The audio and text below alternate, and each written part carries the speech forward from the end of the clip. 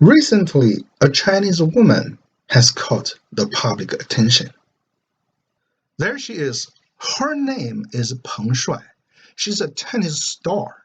That's why she's got so much attention from all over the world.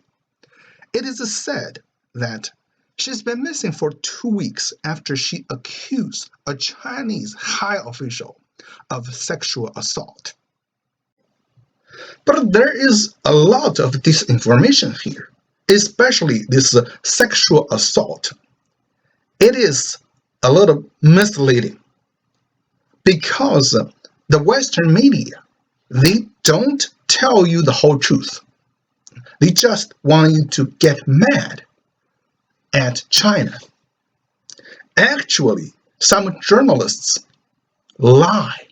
They have lied about the whole situation. Because most of you guys who watch the Western media, you don't read Chinese. They translate the Chinese, the text of Peng Shuai's post. They translate it whatever way they want, and they don't tell you the truth. Here, I'm going to clear everything out. I'm going to tell you the whole truth. Take a look. This is the Australian website. It is in Chinese, but it is from Australia. This is the girl's name in Chinese. You don't understand. That's Peng Shuai. You don't understand, but that's okay. And you know her picture. That's it. That's her. And down here, this is the snapshot of her Weibo post. And up here, from here to here, this is the text of the snapshot. Since you guys don't understand Chinese, I will translate the whole thing to you so you would have a complete understanding of the whole issue. Here is Peng Shuai's post and my translation. I translated the whole post paragraph by paragraph. And I will read it to you here so you could have a complete understanding of the whole situation. Here we go. I can't tell who is to blame, and it would be useless even if I could. But still, I'd like to speak out. I'm such a hypocrite. I admit I'm not a good girl. I'm very, very bad. 3 years ago, after you retired, you asked Dr. Liu of the Tianjin Tennis Association to give me a message. You asked me to play tennis together with you in the Kangming Plaza, Beijing. After we played tennis in the morning, you and your wife, Kang Jie, took me to your home. Then you took me to a room and you wanted to have sex with me, just like what you did in Tianjin over a decade ago.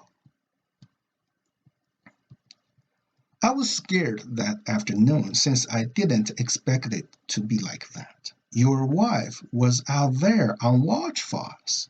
Who would believe that? 7 years before that, we had sex once.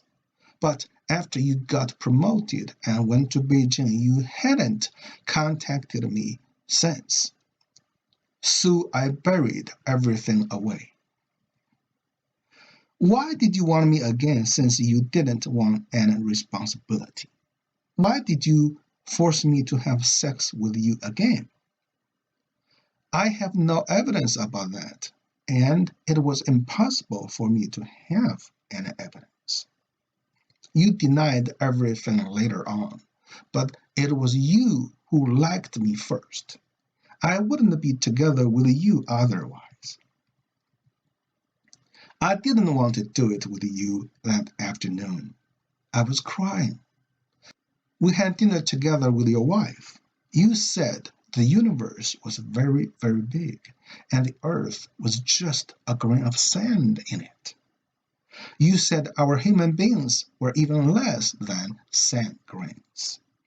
You talked a lot. You wanted me to relax. I didn't want to do it even after dinner. You said you hated me for that. You said you didn't forget me in all those 7 years, and you would treat me well. I was scared, and I was in panic. But with my feelings for you from 7 years before, I agreed, and indeed we had sex. Love is complex, and I cannot explain it. After that day, I was in love with you again. When we were together alone, you were such a nice person. You treated me very well. We talked about history from the recent years to the ancient ages. We talked about everything. We talked about economics and philosophy. The topics were endless.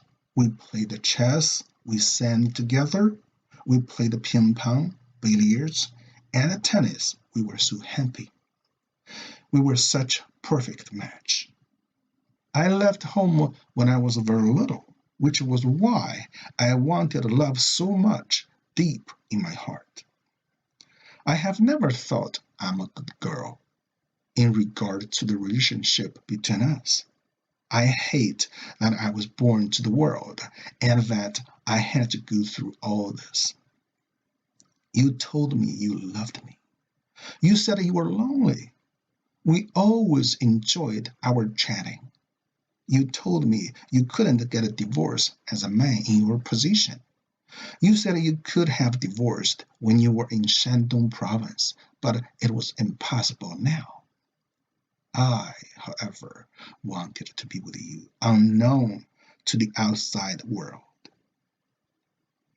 Everything was fine in the beginning, but things started to change as time went by. Every time you asked me to go to your place, your wife talked a lot of bad things about you behind your back. She was so sarcastic. I told her I loved duck tongues. She laughed at me, saying it was disgusting. I said sometimes the air was foul because of the smog in Beijing's winters. She said that was because I lived in the suburb and that the air was good around where you lived. But she wouldn't talk like that when you were present. Just like when she was present, you didn't talk that way when we were alone. You treated me differently when there were other people with us. I told you I felt very uncomfortable about it. I haven't spent even one penny of your money since we first met, nor have I gained anything else in your name. I only cared about my title with you. I got myself in trouble and I deserved it. You asked me to keep everything between us and never tell my mother about us. Every time she drove me to the Church of the Savior, and you picked me up there with your own car, she thought I was going to play mahjong or things like that in your place. You and I are both fakes in our own lives. Your wife is like a submissive queen in some drama. But I can't describe how disgusting I am myself. More than once, I don't even think I'm a human being. I'm a walking dead. I put on an act every day. Who am I? I shouldn't have been born, yet I don't have the courage to die. I just wanted a simple life, but things didn't turn out the way I wanted. We had a big fight on the 30th evening. You said we needed another talk on the second afternoon. But today you called me at noon, telling me maybe another day. You made excuses to avoid me, just like 7 years before that. You've had enough of me, and now you want to ditch me. You said our relationship was not transactional. Indeed, the relationship between us had nothing to do with money or power. But I cannot find the right name for our relationship. I cannot even face it. You were always afraid that I might carry some recording devices so to leave some kind of evidence. No, there was no evidence. I'm the only witness. There are no voice recordings nor videos. There's only the ugly truth I've experienced. I know that a man in your position is afraid of nothing. You told me that. But I will speak out, even if it would be like throwing straws against the wind, even if it is self-destructive for me, like moth to a flame. I know you deny it because I know what a smart person you are. You might even say, I just want to smear you. You always told me that you hoped your mother smiled down on you and bless you. But you don't want me to be a mother. I'm a bad girl and I don't deserve to be a mother. I got it. But are you not sorry to your mother for what you have done to me? We're all hypocrites. There you go. Now you know the whole truth. And you know, neither of them is a good person. The man's scum. But the woman, Peng Shuai, she's not a good person either. She's not a victim. And that was not sexual assault. Sexual assault means the woman doesn't want it in the beginning. And after it, she is still unhappy. It is unwanted sex. That is called sexual assault. Even rape. But this woman, Peng Shuai, she fell in love with him twice. Over 10 years ago, they had sex, and she had feelings for him. 7 years later, they had sex again, and Peng Shuai fell in love with him again. This time, they stayed together for a long time. They were happy together. They talked about a lot of stuff. History,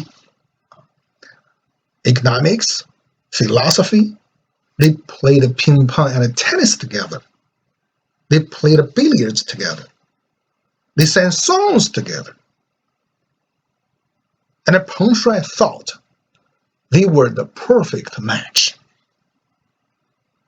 What kind of sexual assault is that? But only after he got tired of her and he didn't want to see her anymore, she became unhappy. She exposed the whole thing just to get back at him, just to hurt him. She doesn't care if this hurts herself. It's a lover's quarrel. There's no victim here. It was not sexual assault. But the West media, they don't want you to know the whole thing. They just want to smear the Chinese government. They just lie to you to make you, the readers, mad at the Chinese government. When it is about China, the Western media always lie. They twist the facts. They distort the truth. They only report the negative side of any Chinese story. And if there's no such a negative side, the Western media will make it up just to smear the Chinese government, just to make you, the readers, mad at the Chinese government. Peng Shuai's post contains over 1,600 Chinese characters. But the Western media only translated the whole thing into 2 English words: sexual assault And they say, okay, this woman disappeared after she exposed this. They imply that the Chinese government has done something evil about this woman. They painted her as a victim. They painted the Chinese government as demon. But that's not the truth. You have to understand the Chinese culture first. They were having an affair. That was a scandal. That's disgraceful. The Chinese government won't allow you to talk about this in front of the public. Among all the Western journalists, CNN's Evan Watson has told the cheapest lies about Peng Shuai. Let's take a look at how he lied that he couldn't find any information about Peng Shuai on the Chinese internet. Until recently, Peng Shuai was one of the biggest tennis stars in China. But look what happens when you try to search for people with her name in the Chinese internet. You get the message, no results found. Censors have all but scrubbed this woman from the Chinese internet. But the platform Evan Watson was searching on was not a search engine. It was a Chinese social media, Weibo. Let me show you. This is the platform Evan Watson was searching on. But this is not a search engine. This is Weibo. It is the Chinese social media, just like Twitter in America. So this is not a search engine. The Chinese search engine is this. It's called Baidu. Baidu is like Google in America. I put Peng Shuai's name here. Let's give it a try. I will click the Enter key. Look. See? That's Peng Shuai. And there is a lot of information about her. You see this? This is the first page, and let's go to the next page. Right? You see? So much information, and you can keep going on. Right? That's how you tell Evan Watson was lying. He was not using a search engine. He was using a social media to search for the information about Peng Shuai. It is like a person in America couldn't tell the difference between Twitter and Google. He knew most of you don't understand Chinese. Weibo was in Chinese, and he knew that. So he fooled you, all of you, with that kind of trick. Cheap trick. That's what American journalists are like when they report anything about China. They lie. They lie shamelessly. They have no shame. But what surprised me more is that many Americans believe him. Many Americans believe his lies about China, including Trevor Noah. Let's take a look. Yo, this is really disturbing. Someone speaks out about sexual assault, and then China's government just makes them disappear? You see that? Trevor Noah believes Evan Watson's lies. Of course, Trevor Noah is not alone. many Americans are ready to believe any lies as long as it is about China. It makes me sad. It makes me sad that so many Western journalists, especially American journalists, they don't mind lying when it is about China. Actually, they lie on purpose. They forgot their professional ethics. They call themselves journalists. But journalists need to be honest first. They need to report the facts, the truth. But the American journalists lie about China on purpose.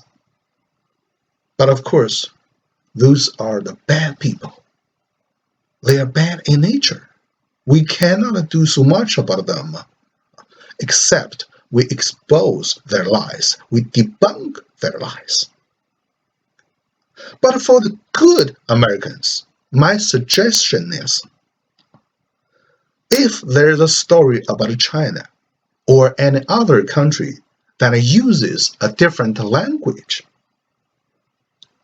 please investigate first before you believe that story. That's all I could say about this Peng Shuai case. It is full of lies and believers of lies. Please think about it. Thank you for watching.